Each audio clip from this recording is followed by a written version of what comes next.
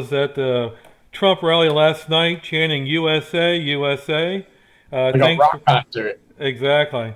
That was 3 hours before the rally, and there was a bunch of people there. So thanks again That's for joining crazy. us at the Bill Mason Show. I'm Mason. And I'm Bill, and thank you guys that have followed us recently. We appreciate it. Yes, and thanks for all your comments. We're getting comments left and right. I appreciate it. Thanks for loving our show. So we have a big show today. We have a lot to talk about. The hearings today. Devin Nunes tore into everybody. Ted Cruz, and so did Jim Jordan. What do you think about what happened today, Bill? The best part about it was like a fact-finding expedition, and the Democrats came up empty, and the Republican guys found all the facts. So it really made them look stupid again, to the point where I'm really unsure if they could really go through with this with a clear conscience and say that these are real articles of impeachment. It's a joke. It is a joke. It's a scam. Like I've been saying, it's crazy, and I can't even see them even passing the thing. But it looks like they might, or they They're are. going to do it. Oh yeah, they're already too deep into it. They have to They're be. way, way deep Yeah. into it. They have to. So anyway, so we're going to play a few clips about what happened today. Then we're going to talk about it. Devin Nunes spoke very clearly and eloquently today. We're going to see what he says, and here we go. We're going to play it. All right. We're not here to run a show trial in an effort to impeach the President of the United States. It's clear that since the Democrats took control of the House of Representatives, they have always intended to transform the Intelligence Committee into the Impeachment Committee. Every one of their actions, from the staff they hire to the Trump conspiracy theories they investigate, their willful neglect of our basic oversight duties, demonstrates that this has been their plan from day one. And now this is further confirmed by the adoption of these rules, which simply gives the House approval for the Intelligence Committee Democrats to continue pursuing their bizarre obsession with overturning the results of the last presidential election. Nevertheless, after spending 3 years trying to manufacture a crime they can attribute to President Trump, they've come up empty. First, they insisted that the president is a Russian agent. Then they claimed he's a money launderer and a tax cheat and a fraudulent businessman. And now they've decided they don't like the way he talks to foreign leaders. But they have no evidence and no argument to support impeachment. All they have is the unconditional cooperation of the media and their advance their preposterous narrative. If they had a real case, they wouldn't be wasting time spoon-feeding ridiculous attacks that include defamation and slander on both current and former Republican staff of the Intelligence Committee. What we're seeing among Democrats on the Intelligence Committee down in the SCIF right now is like a cult. These are a group of people loyally following their leader as he bounces from one outlandish conspiracy theory to another. And the media are the cult followers, permanently stationed outside the committee spaces, pretending to take everything seriously because they too support the goal of removing the president from office. Gentlemen's time's Regardless expired. of It's an evil cult. Yeah. Gentleman's time's expired. They cut him off. He had a lot more to say. But for anybody that doesn't know what he's talking about, like when he talks about the SCIF, right? That stands for sensitive content information foundry or something like that. It's where everything viewed doesn't leave that room. And that is where the Democrats have had every single deposition take place, and they let 0 Republicans into the room the whole time. So it's basically a for your eyes only environment. And he talks about that in a little more detail another time, but this is unprecedented that they would run all of this out of a kind of sequestered environment where no one can cross-examine anyone. Right. And all the Democrat witnesses so far have been coached and literally been staffers or definitely pro-leftist lawyers. So it's been kind of a show, and he's not lying. It's a show. That's a show. It's a scam. It is. It's crazy. So let's go right into Ted Cruz and see what he had to say. Okay. Yeah, yeah, he was great. The men and women at home need to know what's happening. A lawyer at the FBI creates fraudulent evidence, alters an email. That is in turn used as the basis for a sworn statement to the court that the court relies on. Am I stating that accurately? That's correct. That is what occurred. Now, you have worked in law enforcement a long time. Is the pattern of a Department of Justice employee altering evidence and submitting fraudulent evidence that ultimately gets submitted to a court, is that commonplace? Is that typical? I have not seen an alteration of an email end up impacting a court document like this. In any ordinary circumstance, if a private citizen did this, fabricated evidence, and by the way, what he inserted was not just slightly wrong, it was 180 degrees opposite what the evidence said. So the intelligence agency said this guy is a source, and he inserted this guy is not a source. If a private citizen did that in any law enforcement investigation, if they fabricated evidence and reversed what it said, in your experience, would that private citizen be prosecuted for fabricating evidence, be prosecuted for obstruction of justice, be prosecuted for perjury? They certainly would be considered for that if there was an intentional effort to deceive the court.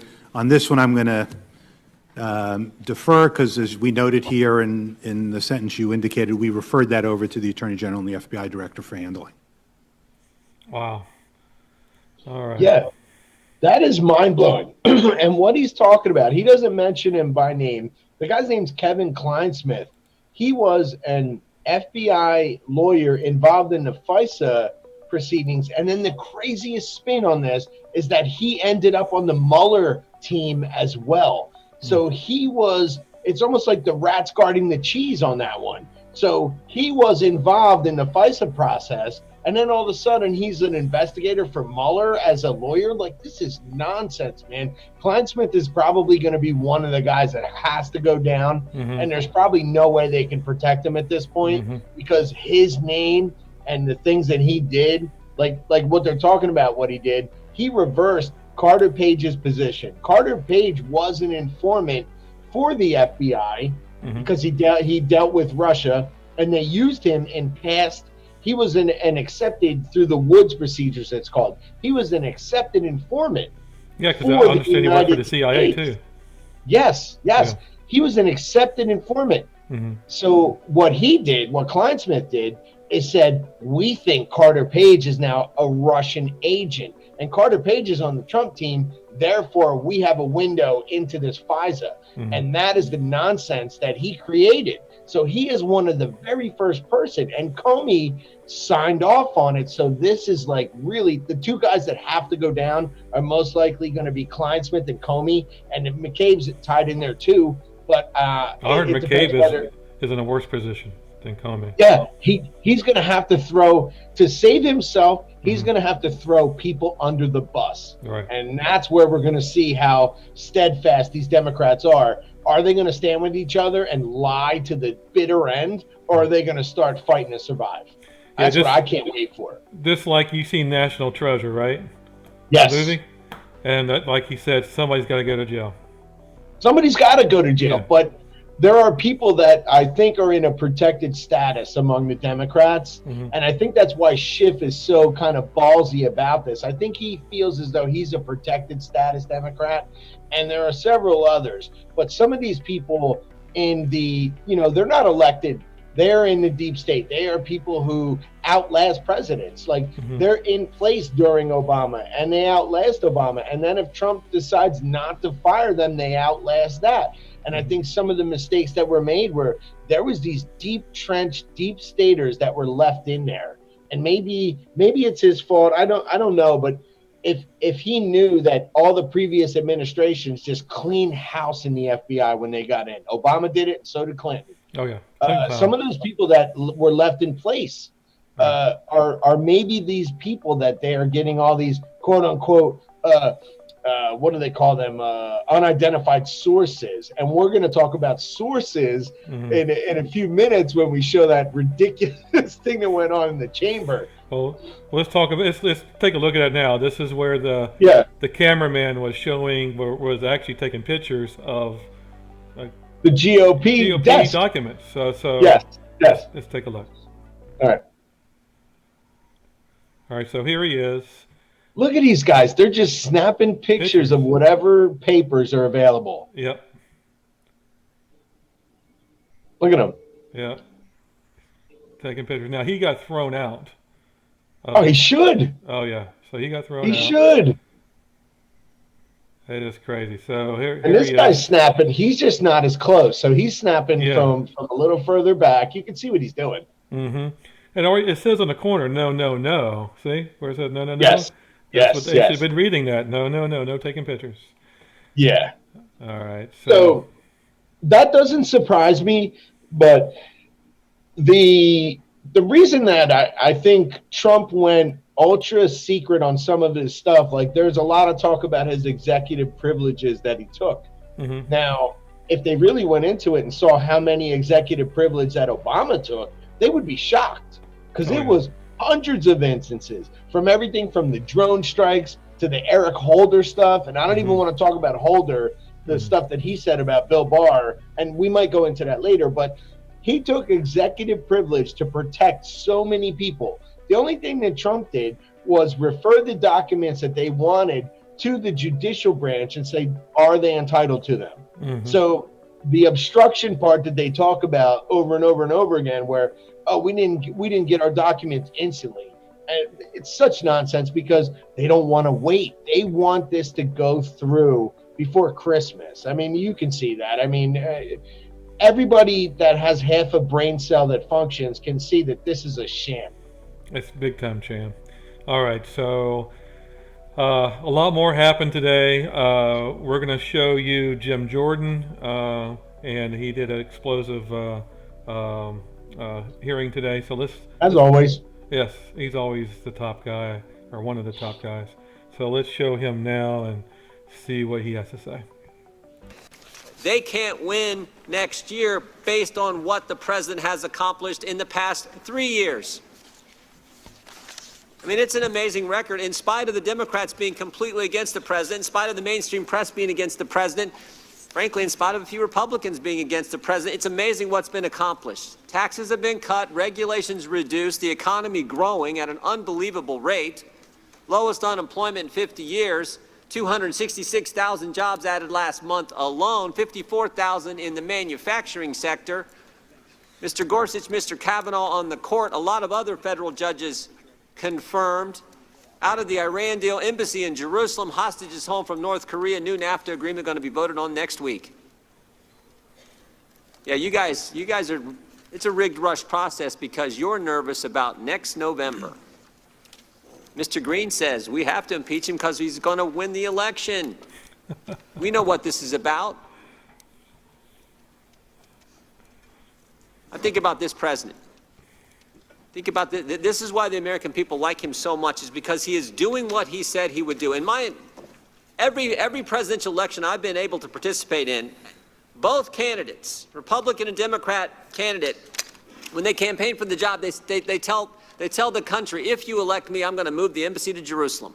Republicans, Democrats, they all campaign on it. And then they get elected, and they come up with a million reasons why they can't do what they said they were going to do. More importantly, what the American people elected them to do, and they never get it done. But this president said, nope, I'm going to do it. Even though the same people, the same interagency consensus that we've heard so much about over the last 3 months in this impeachment inquiry, even though that same interagency consensus was probably against him on that move, this president said, I'm going to do it. And it's been a good thing.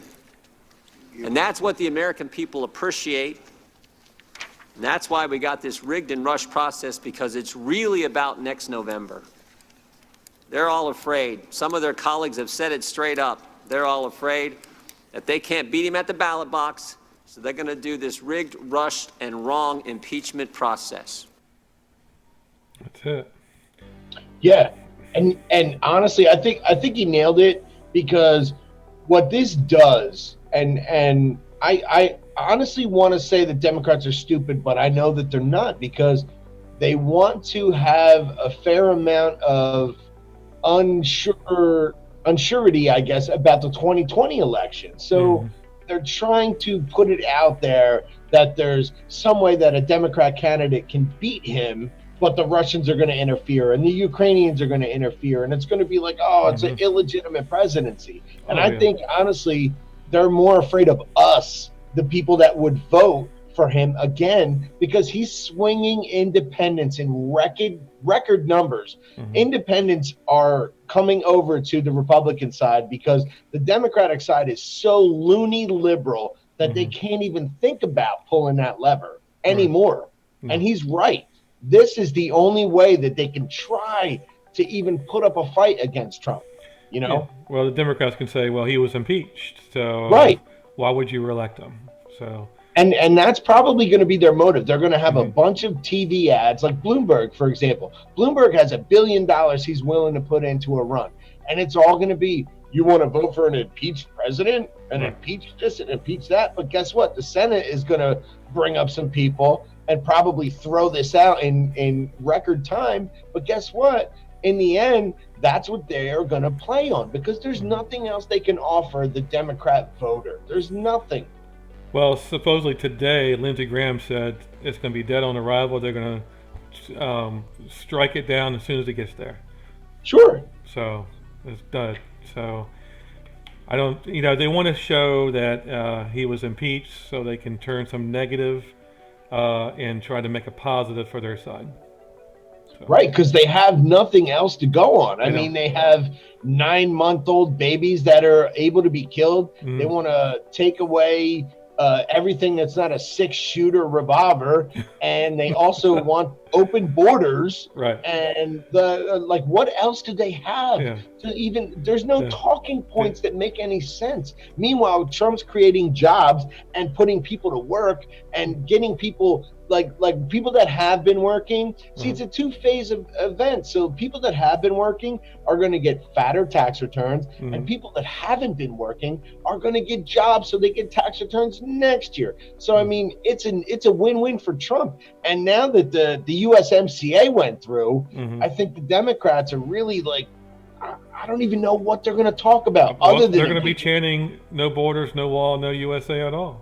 Yeah, but where does that get you? Nowhere. I mean, I know that California, the liberal coasts go for that. But guess what? In the bread basket, in the steel basket, the coal basket, and all these places, doesn't work. It doesn't work. Right. Like people that work 8 hours, 10 hours a day and have to come home and shower, they are not listening. So whatever they have is nothing. Yeah, it's a nothing burger. They're tuning out, and more people are going to the rallies for Trump. Yes. So. And actually at the last one in Hershey, I overheard I didn't overhear. I saw on Twitter, somebody tweeted that said, it was my first Trump rally. I've always voted an independent, which was mostly Democrat, and Trump rallies are amazing. I mean, once they get a taste of it, they're hooked. So, I mean, it's about being American. Being a Trump supporter is about being an American. Right. And there's nothing that you can say at the end of the day where you're embarrassed about that. So when you do come across from an independent and say, you know what, I can't vote Democrat because they're loony birds, and you're like, I'm with these people. These people are nice people. Like, they generally have a great time at a Trump rally, and they're hooked for life. They're crazy birds, what they are. Yeah, I love that. I think it's a great thing, and I think Trump doing tours and keeping it moving amongst all of this nonsense impeachment thing really shows it's a testament to his strength. And history will not be kind to the 116th House. Trust me. When people review the things that they've done, people that are law scholars and going to school for, to be lawyers in our future will look back at these clowns, these absolute circus clowns, and go, wow, that was a low point in, American jurisprudence. I mean, they were terrible. Yeah, it's crazy. I mean, I don't know where they get these people from. I can't believe they even got elected. That's what I'm amazed at too. Like the people, I mean, that they come from the big cities, and that they come from the coasts, but when you really think about it, there are people that live there too that are probably not going to be able to pull that lever Democrat this time, because it's nonsense. People that are stepping over needles in California that maybe were on the fence about it are really on the other side at this point. Yeah, I mean, they're saying, well, see, anybody with sense would say, Right. I want to vote somebody else. It's got to have some change. Yes, Yeah, so, exactly. So, I am hopeful for the future. And it's been a long time. I mean, I'm in my 40s, and I can honestly say I looked at government up until this point like, oh man, these guys are just no one even has a focus or a plan, and Trump definitely does.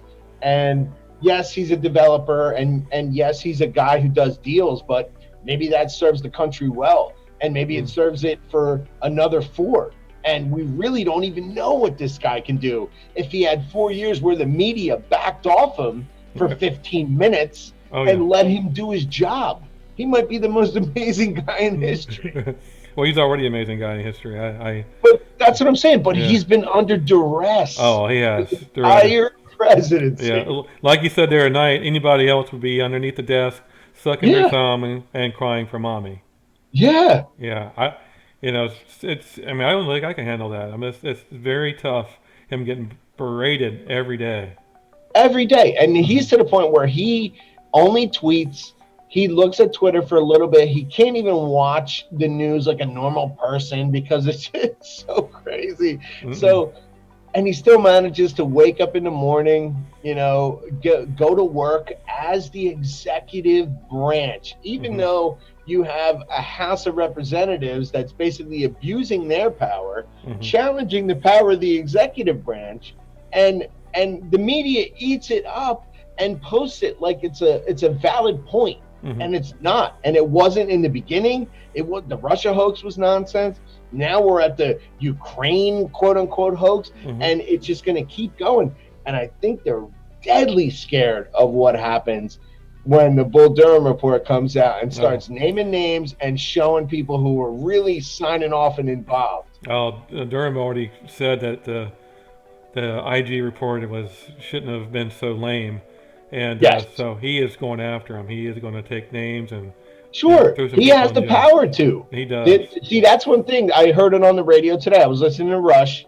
I'm a big fan. So I was listening to Rush, and he said that Horowitz doesn't have the power to subpoena paperwork that he doesn't already have. Where guess what? Bull Durham does. Oh, yeah. So I mean, it's a different story. Oh yeah, he's going after him. So we have another clip here. We have Attorney Barr, so talking about what's going on. So we're going to play the clip of him, and here we go. Our interview. Mr. Attorney General, why do you say that the FBI opened the investigation of the Trump campaign on the thinnest of suspicions? Well, I'm glad to get into the issue of predication, but let me just start out by saying that I think you have to put this in context. I think the heart of the IG's report really focused on how the investigation was conducted once it got going, and that is especially the very serious abuses of FISA that occurred, much of which has been, in my view, not accurately reported by the press over the last day.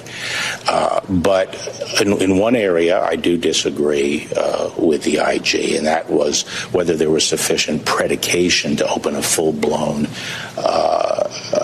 counterintelligence investigation, specifically using the techniques that they did to collect intelligence about the Trump campaign. Well, as a policy matter, why not open an investigation on a thin pretext? I guess on the one hand, you could say it's a presidential campaign. It's very sensitive. You need better evidence. On the other hand, you could say it's a presidential campaign. We have to be very careful. There could be a threat to our political process.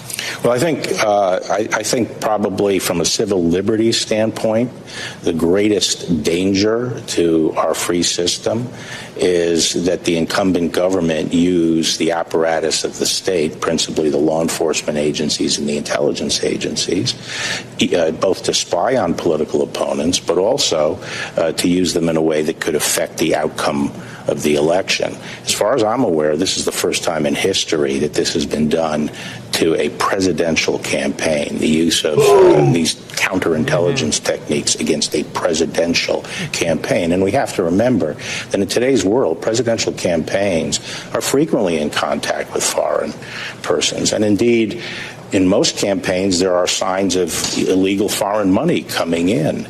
And we don't automatically assume that the campaigns are nefarious and traitors and acting in league with foreign powers. There has to be some basis before we use these very potent powers in our core First Amendment activity. And here, I felt this was very flimsy. Basically, I think the department has a rule of reason, which is at the end of the day, is what you're relying on sufficiently powerful to justify the techniques you're using? And the question there is, how strong is the evidence? How sensitive is the activity you're looking at? And what are the alternatives? And I think when you step back here and say, what was this all based on? It's not sufficient. Remember, there was and never has been any evidence of collusion, and yet this campaign and the president's administration has been dominated by this investigation into what turns out to be completely baseless. Well, of course, it doesn't turn out that. Wow. There you have it. So, And- baseless. And I want to give like a little insight into what I've been noticing in the media, because I don't like specifically watch Blaze TV and Fox News all the time. I do go to MSNBC and CNN and stuff to see what's going on. MSNBC is like in a story arc. They're trying to bring it back to where they are airing. The fact that they aired Barr and they let him talk is a step in them trying to save face, because the Russia collusion and all the other crap that they've done up until this point, they're trying to say like, well, look, we let William Barr talk and we let Jim Jordan talk. Jim Jordan was on there and they played it. And I was astonished, because if you went back 6 to 8 months, you would never see Bill Barr, Jim Jordan, Nunes. None of them would be on MSNBC or CBS or any of those other outlets talking about anything that was actually valid. So they let him speak his piece, and his piece was accurate and valid. And I don't know how many liberals are going to watch MSNBC and take something from that and be like, oh, wow, let me rethink this situation.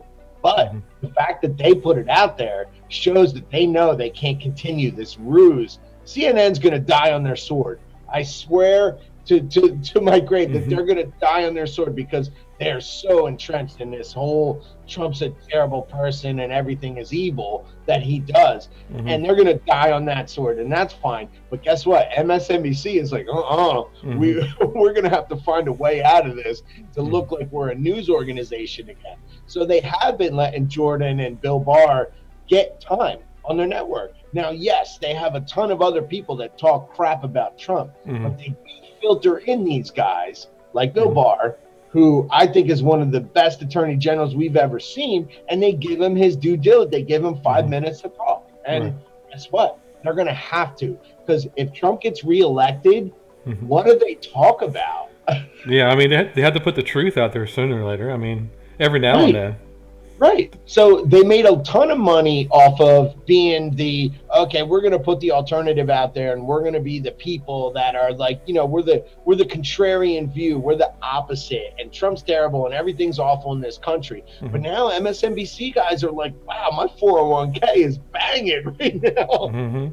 Exactly. So they really can't deny the Trump effect. And the Trump effect on the news organizations has been amazing, because just reporting how crappy they think he is making them money. And guess what? Fox is making money, and so is CNN. But after a while, when CNN dies on that sword of Trump is the most evil guy, he gets reelected in 2020.